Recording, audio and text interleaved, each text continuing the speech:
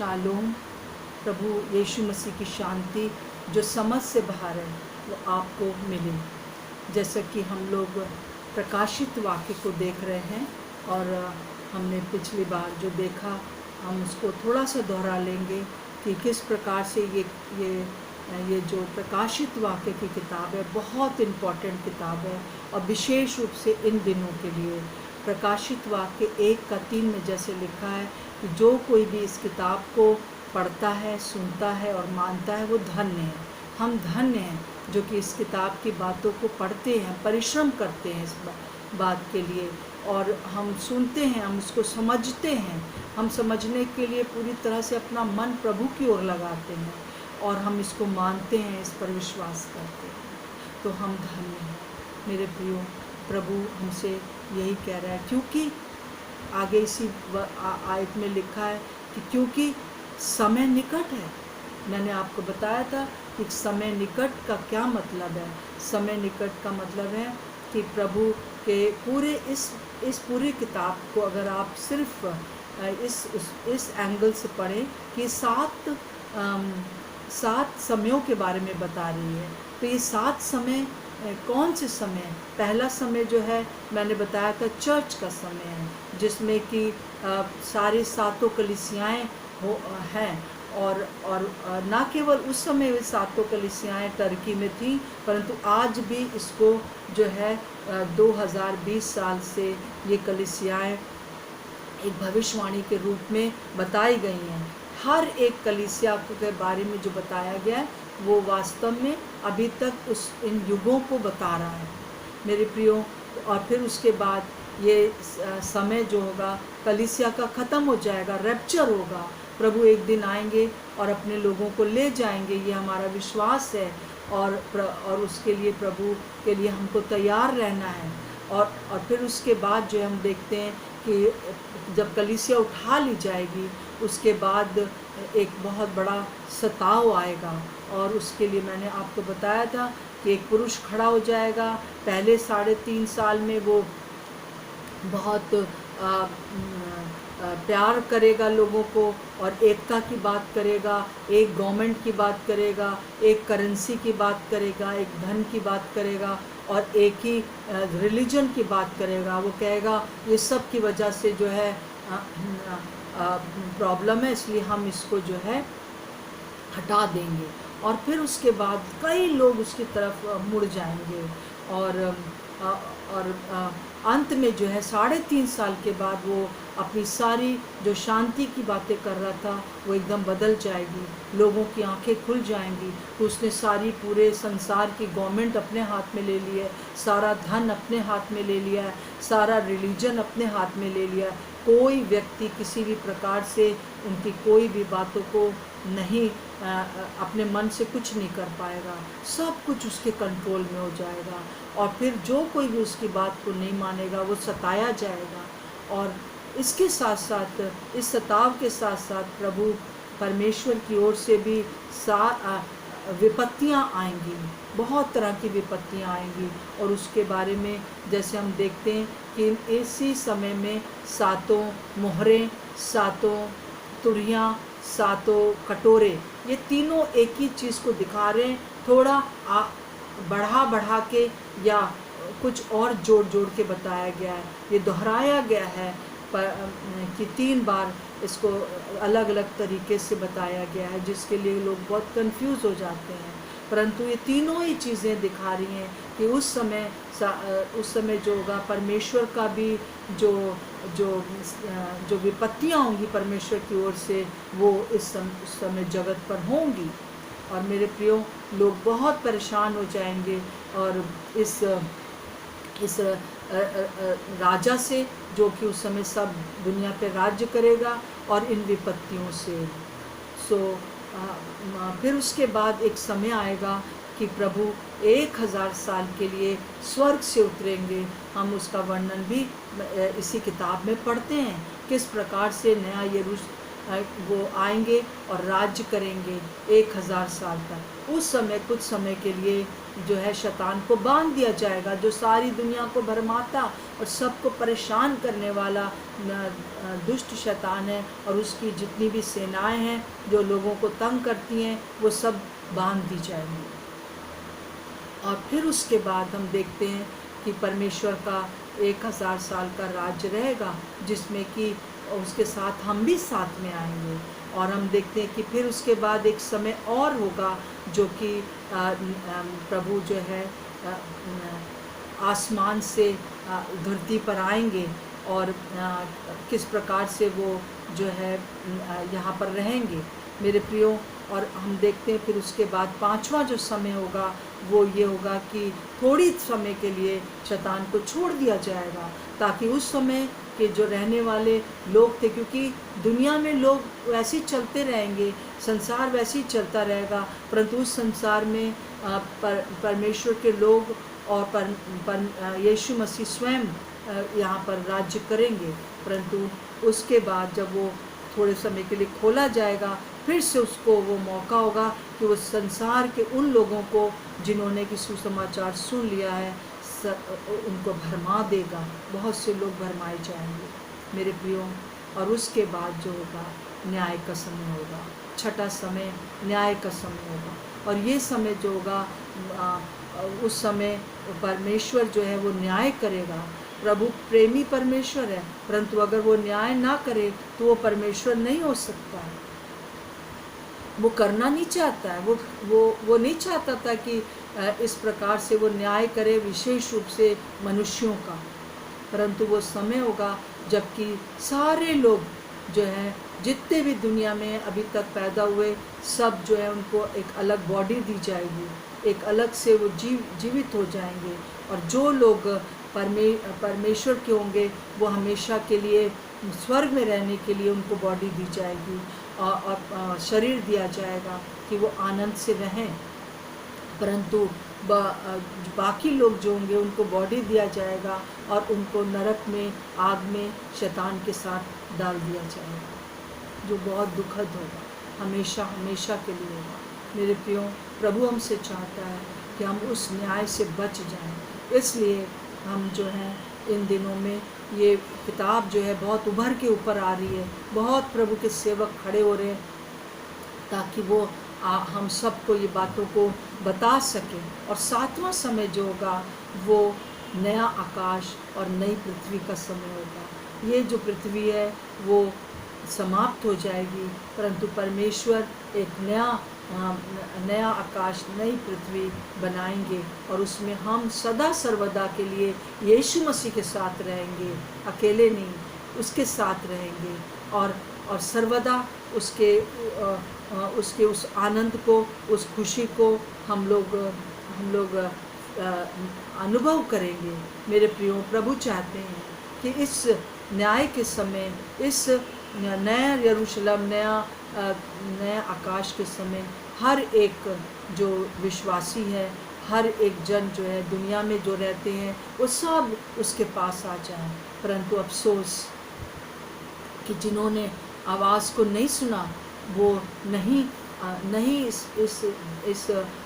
इसको देख पाएंगे। और प्रभु हमसे यही चाहता है कि हम प्रभु के लिए तैयार किए जाएं। इसीलिए हमने ये प्रकाशित वाक्य की किताब को आरंभ किया है। मेरे प्रियो, प्रभु अभी तक हमने देख लिया था किस प्रकार से पहले अध्याय में प्रभु यीशु मसीह के बारे में 22 बातें हैं, प्रभु कितना अद्भुत है। और यूहन्ना के बारे में, हमारे बारे में है कि हम कैसे प्रभु के याजक हैं, हम कैसे प्रभु हम उनके उसके हाथ में हैं। बहुत सुंदर सुंदर बातें इस पहले अध्याय में थी। और हम ये भी देखते हैं कि वो प्रभु यीशु मसीह 7 दिवटों के बीच में है, अर्थात कलीसिया के बीच में है। और फिर हम दूसरे और तीसरे अध्याय में हम देख रहे हैं कि किस प्रकार से ये 7 कलीसियाओं को परमेश्वर की ओर से स्वर्गदूत ने इस यूहन्ना को ये एक बताया कि किस प्रकार से वो उन लोगों को वो क्या संदेश दे। और इस संदेश में हम देखते आ रहे हैं कि सबको एक सा एक तरीका है। जैसे कि पहले अपने प्रभु यीशु मसीह के बारे में एक बहुत सुंदर बात है, उसके बारे में बताया गया है। दूसरी बात जो है वो उस कलीसिया का नाम लेके उसको बताया गया है कि उसके अंदर क्या अच्छी बात है। प्रभु बहुत महान है और हमेशा वो हमारी अच्छी बातों को पहले बताते हैं, परंतु गलत बातों को भी उसको बताना ज़रूरी है। जो हमारे अंदर दोष है उसको बताना ज़रूरी है, ताकि हम उससे बाहर आ सकें। और तीसरी बात जो है वो उस कलीसिया का दोष बताते हैं। और चौथी बात है कि वो उसको चेतावनी देते हैं, आज्ञा देते हैं। और अगर आज्ञा नहीं मानी तो चेतावनी देते हैं, अगर तुमने ये नहीं किया तो तुम्हारे साथ ये हो जाएगा, और अगर तुमने कहना माना तो तुमको ये रिवॉर्ड मिलेगा। मेरे प्रियो, ये एक पूरा एक पैटर्न है। परंतु आज जो पिछली बार हमने देखा था किस प्रकार से इफिसुस की कलीसिया के बारे में, उसमें बहुत सी अच्छी बातें थी, परंतु एक बात उसमें दोष था, और वो दोष ये था कि उन्होंने अपना पहला सा प्रेम छोड़ दिया था, परमेश्वर से भी और आपस में भी। सो इसलिए परमेश्वर उनको चेतावनी दे रहे थे। परंतु आज जो हम कलीसिया देखने जा रहे हैं वो स्मुरना की कलीसिया है, और स्मुरना की कलीसिया में जो है देखते हैं कि किस प्रकार से ये कलीसिया जो है वो प्रभु यीशु मसीह के बारे में क्या कहती है। जैसे हम पहले अध्याय में भी देख चुके हैं कि प्रभु प्रथम और अंतिम है, वो आरंभ से और हमेशा तक है, और जो मर गया था वो जीवित है। हालेलुया! ये हमारी सबसे बड़ी आशा है कि वो मर गया परंतु वो जीवित हो गया, और क्योंकि वो परमेश्वर है, वो कभी मरा नहीं रह सकता है, और उसने मृत्यु पर जय प्राप्त कर लिया है, और उसने हमारे लिए एक द्वार खोल दिया उद्धार का, ताकि हम प्रभु के निकटता में आ सके, उसके साथ हमेशा के लिए निवास कर सके।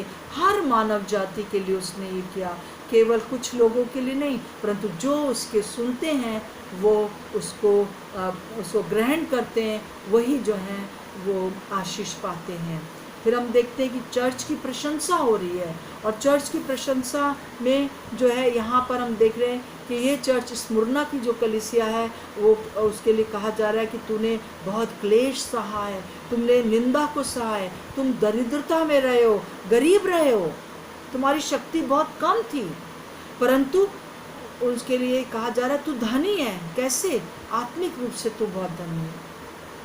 कई बार हमारे पास बहुत कुछ संसारिक चीज़ें नहीं हो सकती हैं, परंतु हमारे पास एक बड़ा धन है, और वो है आत्मिक धन। परमेश्वर जो हमारा परमेश्वर है वो हमारे साथ है, वो सबसे बड़ा धन है मेरे प्रियो। और हमको हमेशा इस चीज़ के लिए देखना चाहिए, जैसे कि मत्ती उसका 6:33 में लिखा हुआ है कि पहले तुम उसके राज्य और धर्म की खोज करो तो ये सब वस्तुएं तुम्हें मिल जाएंगी। मेरे प्रियो, हम उसके राज्य और धर्म की खोज करें, यही सबसे बड़ा हमारा धन है। बाकी सब चीज़ें हमको मिलती हैं, पर ना भी मिले, परंतु एक बड़ा धन हमारे पास है। हमारे बच्चों को अगर हमने अपने बच्चों को कुछ नहीं दे पाए हैं, परंतु हम अगर उनको प्रभु यीशु को दे देते हैं, सबसे बड़ा धन है, सबसे बड़ा धन है। संसारिक धन तो ख़त्म हो जाएगा, परंतु प्रभु हमसे कह रहे हैं कि यहाँ पर इस कलीसिया को कह रहे कि तुम जो हो, तुमने सताव में भी ईमानदार रहे हो। वो बहुत सताए गए। ये कलीसिया जो थी उस समय टर्की में थी और बहुत सताई गई, और यहूदियों के द्वारा भी सताई गई और रोमन्स के द्वारा भी सताई गई। और इस प्रकार से हम देखते हैं कि उसने बहुत सताव सहा, और आपस का प्रेम उनके अंदर जो था, और परमेश्वर के लिए जो प्रेम था और आपस में जो प्रेम था, उसके लिए भी प्रभु उनको अप्रिशिएट कर। मेरे प्रिय, भले इस दुनिया में हमें पास कुछ ना हो, परंतु हमारे पास परमेश्वर है, और दूसरी बात प्रेम है।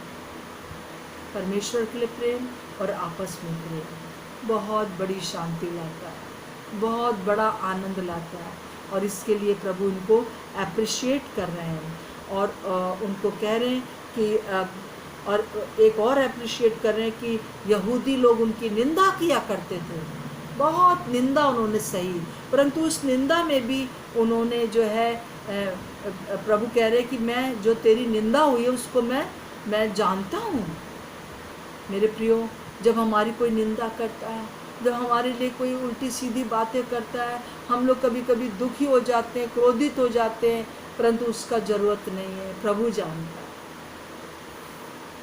क्योंकि उसने भी निंदा सही है। वो जानता है हमारे दिल के दुख को। उनकी निंदा के ऊपर ध्यान न दें, केवल प्रभु के ऊपर ध्यान दें। और दूसरी बात, जो तीसरी बात जो कि हर कलीसिया के लिए थी, वो थी चर्च के विरोध में या दोष में। ये एक ऐसी कलीसिया थी, ये और फिलाडेल्फिया की कलीसिया ऐसी कलीसिया थी जिनमें कोई दोष नहीं था। हालेलुया। और दोनों कलीसियाओं के लिए कहा गया है कि वो निर्धन थी। क्या धन होना गलत बात है? नहीं, धन होना गलत बात नहीं है, पर जब हम धन के पीछे भागते हैं तब जो है सब बातें गलत आ जाती हैं। जैसा कि हम देखते हैं पहला तीमुथियुस उसका 6:10 में, पहला तीमुथियुस उसका 6:10 में, क्योंकि रुपए का लोभ सब बात की बुराइयों की जड़ है, जिसे प्राप्त करने का प्रयत्न करते हुए बहुतों ने विश्वास से भटक कर अपने आप को नाना प्रकार के दुखों से छन्नी बना दिया है। धनी होना बुरा नहीं है, परंतु उसकी होड़ में रहना, उसके लिए काम करना, वो बुरा है। और यहाँ पर साफ यहाँ पर तीमुथियुस में जो है कहा गया है कि हमको जो लोभ है, धन का लोभ, रुपए का लोभ जो है सब बातों की बुराई की जड़ है। हम परमेश्वर से दूर हो जाते हैं, हम लोगों से दूर हो जाते हैं, अपने लोगों के विरुद्ध हो जाते हैं, क्योंकि हमारे मन में बस एक ही बात रहती है, उसी से हम दोस्ती करते हैं, वही काम हम करना चाहते हैं जिससे हमें कुछ लाभ हो, जिससे हमें कुछ धन मिले। मेरे प्रिय, ये बात उनके अंदर नहीं थी, और इसीलिए इस कलीसिया के लिए कहा गया कि तेरे अंदर कोई दोष नहीं है। और फिर हम देखते हैं एक आज्ञा है, फिर भी एक आज्ञा है। आज्ञा क्या है? 2 का, जैसे प्रकाशित वाक्य 2:10 का बी भाग में लिखा हुआ है, प्राण देने तक विश्वास योग्य रहे। हालेलुया। प्राण देने तक विश्वासी रहे। कई बार हम लोग शुरू तो बहुत अच्छा करते हैं और बहुत बड़ा काम होता है, हमको प्रभु यहाँ पर थे, हमको पूरा ऊपर तक ले जाता है, परंतु थोड़े दिनों के बाद हम जो है लोभी हो जाते हैं या बहुत सी दूसरी चीज़ों में फंस जाते हैं, अपने जो है बड़ाई के लिए में फंस जाते हैं। तब क्या होता है कि वो जो प्राण देने तक हम विश्वासी नहीं रह पाते हैं। प्रभु का धन्यवाद हो कि जो अंतिम दिन तक विश्वासी रहेगा, जो अंतिम दिन तक परमेश्वर की उपस्थिति में रहेगा, उसके लिए वो उसको आज्ञा दे रहा है कि प्राण देने तक विश्वासी रहे। जैसे अभी भी विश्वासी है, आगे भी तो प्राण देने तक विश्वासी रहे। मेरे प्रियो, हम इससे यही सीखते हैं कि हमें प्राण देने तक विश्वासी रहना है। अब चेतावनी, 5वीं बात, चेतावनी में यह है कि और दुख निंदा सहन करना होगा। और ज़्यादा वहाँ पे कह रहे 10 दिन तक तुम्हें और ज़्यादा जो है वो दुख को सहन करना होगा। 10 days more, मतलब कि कुछ पीरियड है, उसके लिए कहा गया है कि इतने दिन तक तुमको और सहन करना होगा, तभी प्राण देने तक तू विश्वासी रहना। अभी जो क्लेश तू सह रहा है, इससे ज़्यादा क्लेश आएगा। कई बार लोग इस बात के लिए लोगों को उत्साहित करते हैं कि आ जाओ कलीसिया में, आओ यीशु को मानो, सब कुछ मिल जाएगा, सब कुछ हो जाएगा। मेरे प्रियो, सावधान रहें, सावधान रहें। अगर हम प्रभु के पास आते हैं तो प्रभु हमसे कहता है अपना क्रूस उठा ले और प्रतिदिन मेरे पीछे हो ले, अपने आपे से इनकार कर ले। मसीह जीवन एक आसान जीवन नहीं है, कई बार जैसा लोग सोचते हैं, परंतु प्रभु हमसे कहते हैं कि ये कठिन समय में भी तू जो है विश्वास योग्य रहना। चेतावनी है ये कि तुम्हारे पास और दुख आएगा, तभी भी तुम विचलित ना होना। और अगर तुम विचलित नहीं होगे तो देखिए क्या इनाम मिलेगा इस कलीसिया को। इनाम जो है वो है 2:10 में लिखा है, जीवन का मुकुट मिलेगा। हालेलुया। जो मुकुट होता है वो राजा रानी पहनते हैं ना। हम लोग ऐसे मुकुट लेकर बैठ चले जाएंगे कहीं पर तो हमको नूर मंजिल में, यहाँ पे मेंटल अस्पताल में भर्ती कर दिया जाएगा। परंतु जो राजा रानी होते हैं उनको ही मुकुट पहनाया जाता है। और उसके बाद राजकुमार राजकुमारियों को, उनके जो बच्चे होते हैं उनको जो है ये मुकुट पहनाया जाता है। हमारे प्रभु कह रहा है कि मैं तुम्हें मुकुट दूंगा और वो जीवन का मुकुट होगा, हमेशा हमेशा का होगा, हमेशा हमेशा के लिए तुम अधिकारी रहोगे। जो मुकुट है वो अधिकार को दिखाता है ना। वैसे ही प्रभु हम लोगों को भी अधिकार देता है, इस दुनिया में रहते हुए भी और इस दुनिया के बाद भी वो हमको अधिकार देता है, बहुत सी चीज़ों पर अधिकार। जैसा हम देखते हैं कि इफिसियों 1 का 20 का और 23 तक हम देखते हैं किस प्रकार से सारे वो अधिकार जो आदम ने, हवा ने जो शैतान को दे दिए थे, वो सारे अधिकार प्रभु वापस ले आकर उसने सब पर जीत लिया और हमको दे दिया। इफिसियों 1 का 20 से आप पढ़ लीजिए 23 तक, सारे अधिकार प्रभु ने हमें वापस कर दिया और वो हमको आगे भी वो अधिकार देगा। अपना पुत्र और अपनी पुत्री बनाकर हमको रखेगा। ये बहुत बड़ा अधिकार है मेरे प्रिय। एक राजा का, एक महाराजा का, सारी दुनिया के राजा का पुत्र और पुत्री होना। और फिर उसमें एक बात और लिखी हुई है कि और दूसरी मृत्यु से तुम्हें हानि नहीं होगी। हम इसी में आगे देखते हैं कि दूसरी मृत्यु से तुमको कोई हानि नहीं होगी। ये दूसरी मृत्यु क्या है? ये दूसरी मृत्यु जो है वो 2 प्रकार की मृत्यु है। एक मृत्यु है जो हम शारीरिक रूप से सब मरेंगे, सब कोई मरेगा। यीशु मसीह को भी मरना पड़ा। जो कोई भी इस दुनिया में मनुष्य के रूप में आएगा उसको मरना ही होगा। परंतु दूसरी मृत्यु जो होगी वो न्याय के समय होगी। न्याय के समय कैसी मृत्यु होगी कि सबको शरीर दिया जाएगा, सब जीवित हो जाएंगे, चाहे वो कब्रों में है, चाहे वो समुंदर में है, मर के डाले गए हैं, या जहाँ पर भी होंगे सब जीवित हो जाएंगे और उनको एक बॉडी दिया जाएगा, एक शरीर दिया जाएगा। और वो शरीर या तो स्वर्ग के लिए होगा और या फिर आग की झील में होगा, मतलब नरक में होगा। ये दूसरी मृत्यु है। जब प्रभु यीशु मसीह इस दुनिया में आए तो उन्होंने जो कहा जाता है कि हे मृत्यु तेरा डंक कहाँ गया, वो इस मृत्यु के लिए नहीं है जो अभी हम मरेंगे, जो 100 साल में या 80 साल में मर जाते, परंतु उस मृत्यु के लिए जो हमेशा हमेशा के लिए परमेश्वर से दूर उस नरक में, जहाँ तड़पना, दांत का पीसना और बहुत दुख होगा, वो दूसरी मृत्यु है। सो प्रभु यीशु मसीह इस कलीसिया से कह रहा, तुमको दूसरी मृत्यु नहीं देखना पड़ेगा, तुम्हें नरक नहीं जाना पड़ेगा, तुम मेरे साथ स्वर्ग में जाओगे, तुम जीवन का मुकुट पाओगे। मेरे प्रिय, प्रभु आज हमसे भी यही कह रहा है कि विश्वास योग्य रहे, अंतिम दिन तक विश्वास योग्य। आखिरी दिनों में बहुत सी चीज़ें आएंगी हमको बहकाने के लिए, बहुत सी चीज़ें, परंतु प्रभु हमसे चाहता है कि हम अंतिम दिन तक विश्वास योग्य रहें।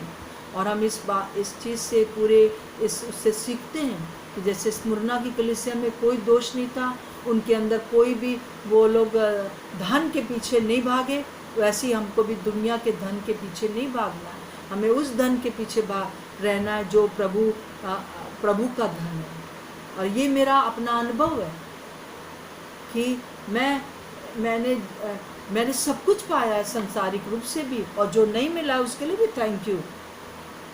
ऐसा नहीं कि प्रभु हमको कंगाल रख के हम सबके सामने हाथ फैलाए, नो, हमको देने वाला बनाएगा, ऐसे हाथ फैलाने वाला नहीं बनाएगा। हम भूखे रह जाएंगे, निर्धन रहेंगे, परंतु हम दूसरों को देने वाले होंगे। हालेलुया। प्रभु हमारे साथ है। मेरे प्रियो, आइए हम स्मुरना की कलीसिया के समान बने। और ये स्मुरना की कलीसिया जो है केवल उसी समय नहीं थी, परंतु ये एक भविष्यवाणी भी है, जैसे मैंने आपको इफिसुस की कलीसिया के लिए बताया था कि उसने 100 साल का उनका ये पीरियड रहा, और ये एक भविष्यवाणी थी, और ये चर्च की हिस्ट्री बताती है, ये कलीसिया का इतिहास बताता है। अगर आप कहीं पर भी जाके सर्च करना चाहे कर सकते हैं। और उसके बाद स्मुरना की जो कलीसिया थी, उसका राज्य जो था वो 100 वर्ष से, जो हमने देखते AD 100 से लेकर और 313 साल तक रहा, मतलब 213 वर्ष का ये साल रहा इस स्मुरना की कलीसिया का, 213 साल तक ये कलीसिया रही। इस प्रकार की कलीसिया संसार में रही।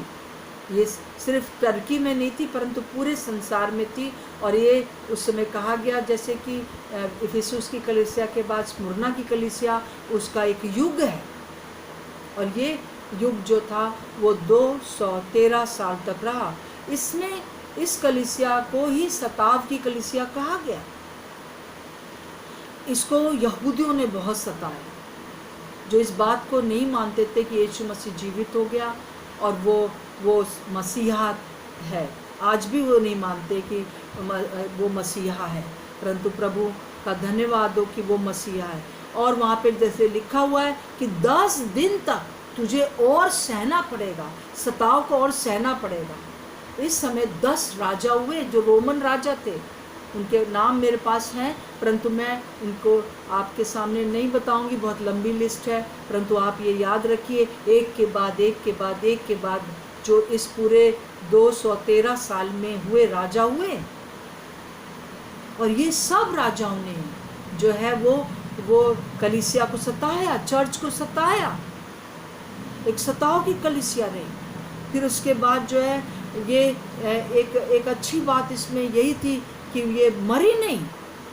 ये कलीसिया हम देखते हैं कि आगे हम इसके आगे पिरगमुन की कलीसिया को देखेंगे, और हम इसके आगे जो है वो पिरगमुन की कलीसिया को देखेंगे आने वाले हफ्ते में। परंतु उस पिरगमुन की कलीसिया में भी कुछ ऐसे लोग थे जो सताए गए थे, परंतु वो कंटिन्यू हुए और वो आज दिन तक हैं।